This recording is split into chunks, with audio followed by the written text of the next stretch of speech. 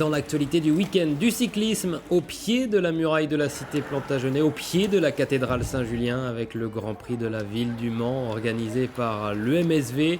Un critérium Elite Open 1, 2 et 3 de 83 km sur un circuit de 2 km donc autour du Vieux-Mans. Et au fur et à mesure des tours, un groupe de 6 s'est constitué à l'avant. On y retrouve le local Samuel Plouhinec pour Brett Lépin ou encore le vainqueur sortant David Boudeville du Sablé-Sarthe Cyclisme. C'est d'ailleurs ce dernier qui va s'isoler en compagnie de Raphaël Glos passer la mi-course. On va retrouver les deux hommes en tête, deux hommes qui vont bien s'entendre, qui vont bien collaborer. Raphaël Glos, le breton de l'ES Torigny, David Boudeville, le mayennais du Sablé SC. L'explication finale, comme si vous y étiez.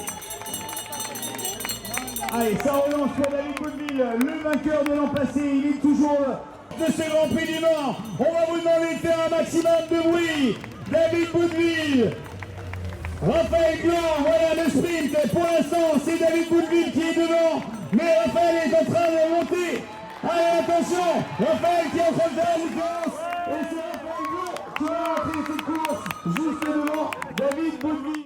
Et c'est donc Raphaël Glos qui s'impose au sprint devant David Boudeville. La troisième place pour Arthur Nicolas, Team Brickbeck-Cotentin. Quatrième, le Sartois Erwan Beignet avant l'arrivée du peloton.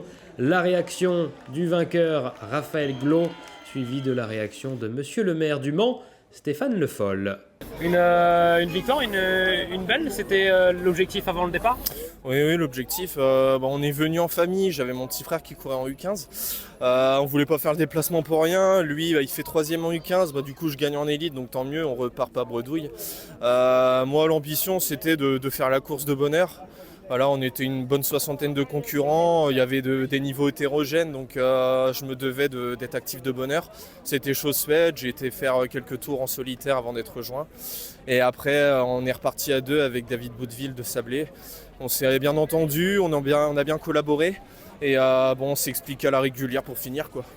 Raconte-moi les 2 derniers tours, comment ça s'est passé? Est-ce que vous avez collaboré parfaitement jusqu'à la fin, jusqu'à l'approche du sprint?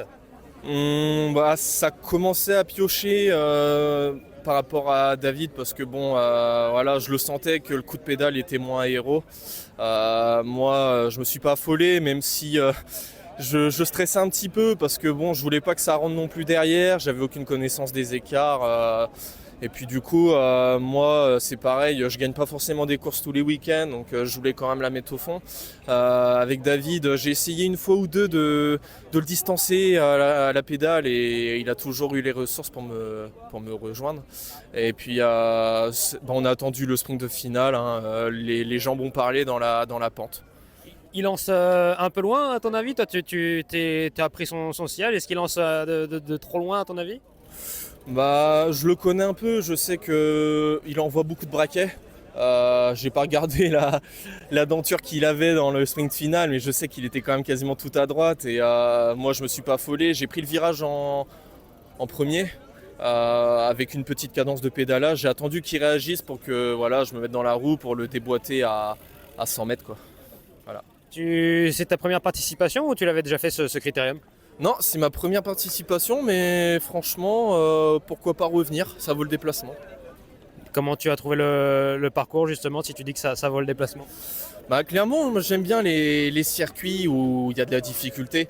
Je suis pas quelqu'un qui aime le plat, quoi. Enfin, faut quelque chose de dur. La pente, plus la relance, là, côté jusqu'au grimpeur, ça faisait quand même vachement la sélection. Puis ça s'est vu, il y en a eu partout, quoi.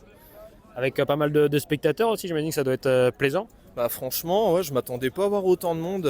Moi qui connaissais pas, on a des circuits par chez nous parce que moi je suis en Bretagne, on a vachement de monde tout le temps. Là, selon certaines régions, certaines villes, je m'attendais pas à en avoir autant. Donc très très surpris et merci à tout le monde d'être venu au moins. Merci à toi. Voilà, merci bien. Bon, monsieur le maire, on connaît votre affection pour le cyclisme. J'imagine que ça vous tient à cœur d'avoir ce critérium en plein cœur de ville. Ça me tient à cœur, ça c'est sûr. Et je remercie d'abord tous les services qui travaillent pour la préparation de ce Grand Prix du Mans et puis surtout au MSV, sur lequel on s'appuie pour cette organisation avec tous ces bénévoles. C'est une manière de mettre le vélo dans la ville et d'offrir au vélo une possibilité d'être vu, reconnu. Et le succès d'aujourd'hui nous confirme que ce Grand Prix du Mans va prendre sa place, a pris sa place, et on va continuer bien sûr à le développer et à essayer encore d'améliorer tout ça. On fera tout le débrief avec l'ensemble des organisateurs la semaine prochaine, mais je pense que c'est une belle manifestation et j'entends les gens là, tous les amoureux du vélo et tous ceux qui sont venus étaient très contents, donc c'est ça l'essentiel. Qu'est-ce que vous pensez du parcours, vous, en tant que connaisseur? Alors en tant que connaisseur, en tant que cycliste amateur, je pense que le parcours est difficile. J'imagine que de partir du bas du tunnel pour aller jusqu'en haut, place Saint-Vincent, ça ne doit pas être si facile que ça. Et donc c'est un parcours qui est sélectif, qui doit être assez dur. J'en discuterai avec les coureurs le moment venu, mais je pense que c'est le choix qui a été fait par les organisateurs. Et je valide ce choix parce que je pense que c'était une belle course, un bel endroit en plus. Et puis vraiment, on a belle réussite pour la manifestation. Globalement du monde, une organisation où on n'a pas eu de problème. Non, vraiment, c'est super. Pour une course amateur, il y a quand même beaucoup de monde.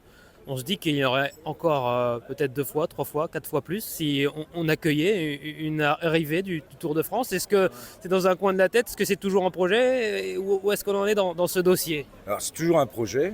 Moi j'avais envoyé des courriers à M. Prudhomme. Autant le Grand Prix du Mans, c'est le maire qui décide. Et donc on avance. Autant le Tour de France, je suis bien dépendant des décisions des organisateurs du Tour de France. Donc on a fait plusieurs demandes. Bon, je vois que ça fait combien 2 fois, 3 fois même qu'il passe en Mayenne. Bon, moi j'ai déjà donné les disponibilités de la ville du Mans pour accueillir le Tour de France. On l'a fait. Après, c'est aux dirigeants et à l'organisation du Tour de France de prendre sa décision. Mais nous, on est prêts à accueillir, bien sûr. Et vous faites la demande chaque année? On n'a pas fait la demande chaque année, on l'a fait 3 fois de suite. Bon, alors après, vous avez vu comment le tour est fait maintenant. Hein. Vous avez une partie sud, sud-est, vous remontez par l'ouest, vous allez dans un pays autre que la France pour le départ. À chaque fois, c'est assez compliqué. Mais bon, je pense que la ville du Mans est en capacité, sans aucun problème, d'accueillir une arrivée d'une étape du Tour de France.